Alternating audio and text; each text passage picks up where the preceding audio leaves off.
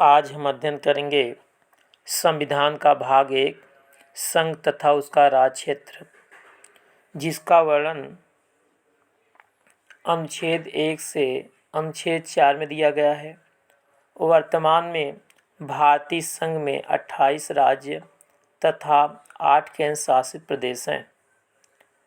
अनुच्छेद 1 में कहा गया है, इंडिया यानी भारत राज्यों का संघ होगा।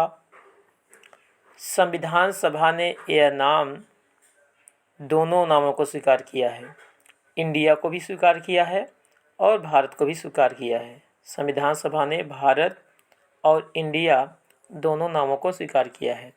भारत इसलिए स्वीकार किया है कि यह सदियों से चली आ रही थी, भारतीय संस्कृति थी, इसलिए भारत को स्वीकार किया गया है। और इंडिया उसमें अधिक प्रचलित हो गया था, इसलिए इंडिया नाम को स्वीकार किया गया है। और अनुच्छेद 1 की भाषा लिखी गई, इंडिया जो कि भारत है, India that is Bharat.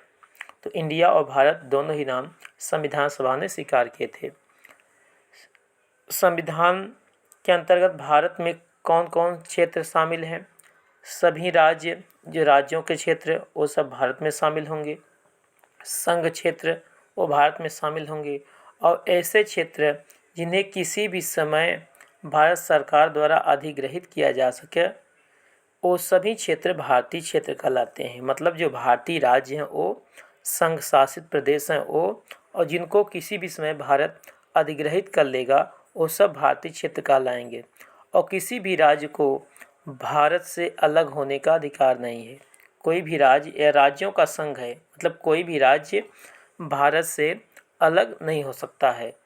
Bharat में ही रहकर उसका अस्तित्व है, भारत से अलग होकर उसका कोई अस्तित्व नहीं है। अस्तित्व होने के बारे में अनुच्छेद 1 कहता है कि कोई भी अलग होकर एक नया देश नहीं बना सकता है, यह भारत में रहकर ही उसका अस्तित्व होगा। एक संप्रभु राज्य है भारत, और संप्रभु राज्य होने के नाते यह क्या होता है कि अंतर्राष्ट्रीय कानून के तहत विदेशी क्षेत्र का भी अधिग्रहण कर सकता है। संप्रभु राज्य है भारत, इसलिए यह विदेशी क्षेत्र का भी अधिग्रहण कर सकता है। संविधान लागू होने के बाद से कुछ विदेशी क्षेत्र थे जिनका भारत ने अधिग्रहण किया है। वो क्षेत्र थे दादर और नागर हवेली, गोवा, दमन एवं दीव, पुदुचेरी और सिक्किम।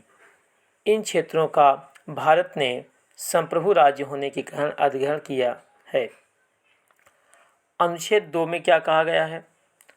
अनुच्छेद 2 में कहा गया है कि संसद विधि द्वारा ऐसे निबंधनों और शर्तों पर, संसद किसके द्वारा? विधि के द्वारा, कानून के द्वारा ऐसे निबंधनों और शर्तों पर जो उचित हो, जो वह ठीक समझे, संघ में नए राज्यों का प्रवेश कर सकेगी और उनकी स्थापना कर सकेगी। तो अनुच्छेद 2 जो है वह उन राज्यों से संबंधित है जो भारतीय संघ के हिस्से नहीं हैं। जैसे पुदुचेरी को शामिल किया गया, गोवा को शामिल किया गया, तो वो भारतीय संघ के हिस्से नहीं थे। उनके प्रवेश एवं गठन के संबंध में जो जानकारी है वो अनुच्छेद 2 में दिया गया है। मतलब अगर किसी अन्य क्षेत्र को जो भारत संघ में शामिल नहीं है, न तो वह राज्य है न तो संघ शासित प्रदेश है, लेकिन भारत से भिन्न है, तो किसी दूसरे देश को अगर भारत में शामिल करना हुआ या किसी दूसरे देश के भारतीय क्षेत्र को शामिल करना, दूसरे क्षेत्र को शामिल करना हुआ भारत में, तो वो अनुच्छेद 2 के तहत उसका अध्ययन किया जाएगा। मतलब जो भारत में सम्मिलित नहीं है उसके अतिरिक्त कोई क्षेत्र अगर भारत में सम्मिलित करना हो तो उसके लिए अनुच्छेद 2 में उसका वर्णन किया गया है। आगे देखिए अनुच्छेद 3 में क्या कहा गया है? अनुच्छेद 3 कहता है नए राज्यों का निर्माण और वर्तमान राज्यों के क्षेत्रों में परिवर्तन किया जाए, सीमाओं में परिवर्तन किया जाए या नामों में परिवर्तन किया जाए। तो ये अनुच्छेद 3 में दिया गया है। और अनुच्छेद 3 में वो राज्य शामिल हैं जो भारत संघ में शामिल हैं। मतलब भारत के कोई राज्य हुआ या संघ शासित प्रदेश हुआ तो वहाँ पर संसद विधि द्वारा क्या कर सकती है? निम्न कानून बना सकती है। मतलब क्या कर सकती है कि उसके क्षेत्र में परिवर्तन कर सकती है, उसके नाम में परिवर्तन कर सकती है, उसके सीमाओं में परिवर्तन कर सकती है। तो ये सब कार्य जो है अनुच्छेद 3 के तहत नए राज्यों का गठन जो किया जाएगा वह जो भारत के क्षेत्र में होंगे। राज्य ओ और संघ शासित प्रदेश ओ, उन्हीं के संबंध में अनुच्छेद 3 बात करता है। अब संसद विधि द्वारा क्या कर सकती है, तो इसके अंतर्गत देखिए अनुच्छेद 3 के अंतर्गत संसद विधि द्वारा किसी राज्य में उसका राज्य क्षेत्र अलग करके, अगर किसी राज्य में क्या कर सकता है कि उसका राज्य क्षेत्र अलग करके या दो से अधिक राज्यों को या राज्यों के भागों को मिलाकर अथवा किसी राज्य क्षेत्र को किसी राज्य के भाग के साथ मिलाकर नए राज्य का निर्माण कर सकती है। मतलब एक राज्य को दो राज्यों में बदलकर दो राज्य बना सकती है, या दो राज्यों के कुछ भागों को मिलाकर नया राज्य बना सकती है, अथवा किसी राज्य का एक भाग और किसी अन्य राज्य का दूसरा भाग मिलाकर एक राज्य का निर्माण कर सकती है। ये अनुच्छेद 3 में कहा गया है।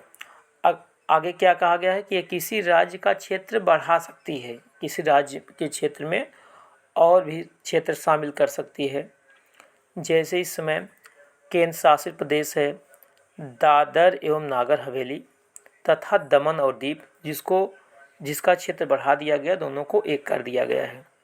यह किसी राज्य का क्षेत्र घटा सकती है, यह किसी राज्य का क्षेत्र घटा सकती है। जैसे उत्तर प्रदेश से क्या है उत्तराखंड बना है, तो उत्तर प्रदेश का उतना क्षेत्र क्या है घटा दिया गया है 2000 में उत्तर प्रदेश से उत्तराखंड बनाकर। तो किसी राज्य का क्षेत्र बढ़ा भी सकती है और राज्य का क्षेत्र घटा सकती है। किसी राज्य की सीमा में परिवर्तन कर सकती है, उसकी सीमा में परिवर्तन कर सकती है, कुछ क्षेत्रों को हटाकर या उसमें जोड़कर उसमें परिवर्तन कर सकती है। किसी राज्य के नाम में परिवर्तन कर सकती है, जैसे उड़ीसा का नाम ओडिशा रखा गया है, तो यह नाम में परिवर्तन है।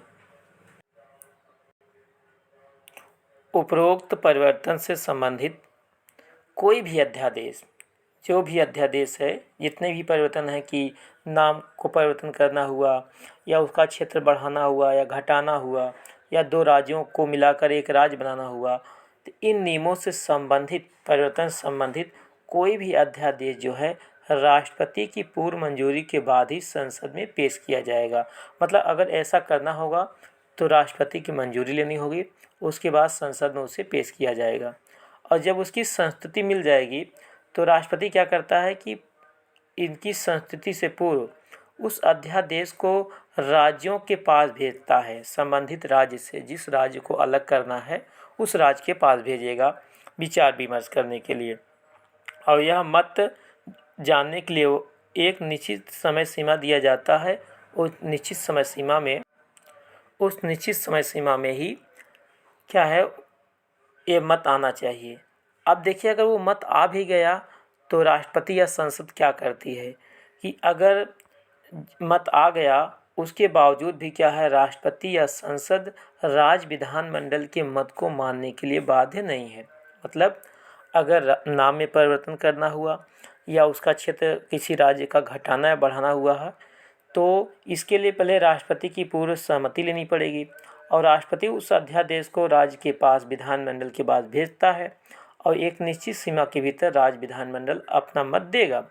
और अगर वह मत आ भी गया तो संसद या राष्ट्रपति क्या करता है कि उसको मानने के लिए बाध्य नहीं है। इसे स्वीकारा जा सकता है या अस्वीकार भी किया जा सकता है। इसे स्वीकार भी कर दिया जा सकता है या अस्वीकार भी किया जा सकता है। अस्वीकार या स्वीकार कुछ भी किया जा सकता है।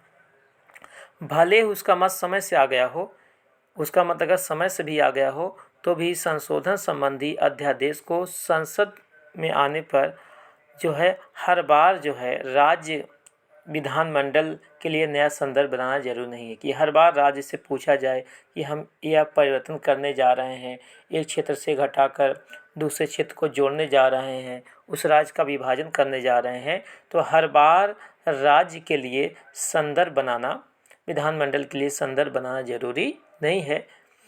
संघ क्षेत्र के मामले में क्या होता है, तो संघ क्षेत्र के मामले में संबंधित विधानमंडल के संदर्भ की कोई आवश्यकता नहीं है।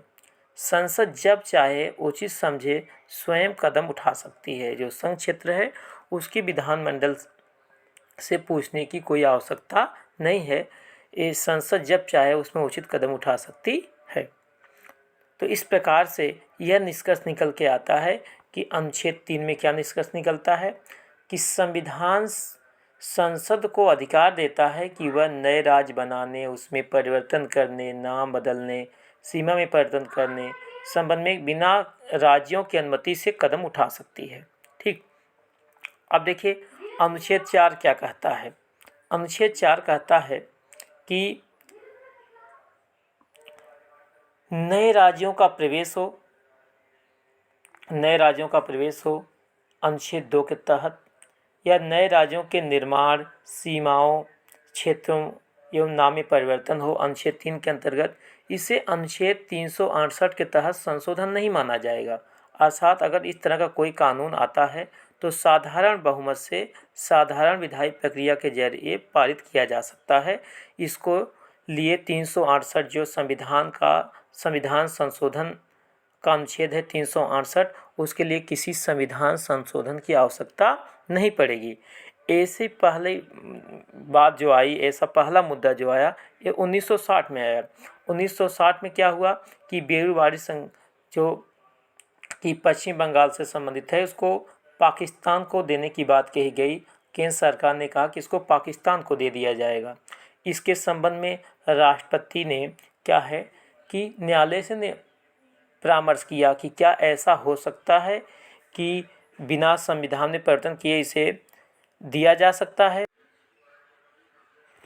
तो अब देखिए यहाँ पर क्या किया गया, तो इसमें उच्चतम न्यायालय ने कहा कि संसद को ये शक्ति नहीं है कि राज्यों की सीमा समाप्त कर दे। संसद को यह शक्ति नहीं है कि राज्यों की सीमा को समाप्त करके उसे अनुच्छेद 3 के अंतर्गत जो भारतीय क्षेत्र है अन्य देश को देने की नहीं है। तो उच्चतम न्यायालय ने निर्णय दिया कि संसद की शक्ति यह नहीं है कि वह राज्यों की सीमा को समाप्त कर दे, किसी राज्य को अलग करके अनुच्छेद 3 के अंतर्गत भारतीय क्षेत्र को अन्य देश को दे दे। ऐसा इसके तहत अनुच्छेद 3 के तहत नहीं किया जा सकता है। इसके लिए क्या करना पड़ेगा, इसके लिए उन्होंने सुझाया कि यह कार्य जो है अनुच्छेद 368 के तहत जो संविधान का संशोधन है उसको करना पड़ेगा। संविधान में संशोधन करना पड़ेगा और संशोधन करके ही किया जा सकता है, किसी क्षेत्र को किसी अन्य देश को दिया जा सकता है। इस तरह नवा संविधान संशोधन 1960 किया गया और उसके प्रभावी होने पर क्या हो, उस क्षेत्र को पाकिस्तान को दिया गया। 1969 में उच्चतम न्यायालय ने एक फैसला सुनाया कि भारत और अगर अन्य देश के बीच कोई सीमा विवाद होता है तो उसके लिए संशोधन की कोई आवश्यकता नहीं है। कि 1969 में उच्चतम न्यायालय ने व्यवस्था दी कि अगर भारत और अन्य देश के बीच कोई निर्धारण मतलब सीमा के संबंधी कोई निर्धारण होता है, इसके लिए संविधान में संशोधन की कोई आवश्यकता नहीं है और यह कार्य केवल कार्यपालिका द्वारा किया जा सकता है। यह कार्य कार्यपालिका द्वारा किया जा सकता है, लेकिन इसमें एक शर्त भी उन्होंने रखी कि इसमें भारतीय क्षेत्र को विदेश को सौंपना शामिल नहीं है। सीमा विवाद को सुलझाया जा सकता है, लेकिन अगर किसी भारतीय क्षेत्र को विदेश को देना हो, किसी देश को देना हो, तो इसमें यह अनुबंध शामिल नहीं है। ठीक, तो कोई भी सीमा विवाद दो देशों के बीच भारत सुलझा सकता है, इसके लिए संवैधानिक संशोधन की ज़रूरत नहीं है, लेकिन भारतीय क्षेत्र को विदेश को सौंपना इसमें शामिल नहीं है। अगर हमारी वीडियो आपको अच्छी लगी तो इसको सब्सक्राइब करें हमारे चैनल को और लाइक और शेयर ज़रूर करें। धन्यवाद।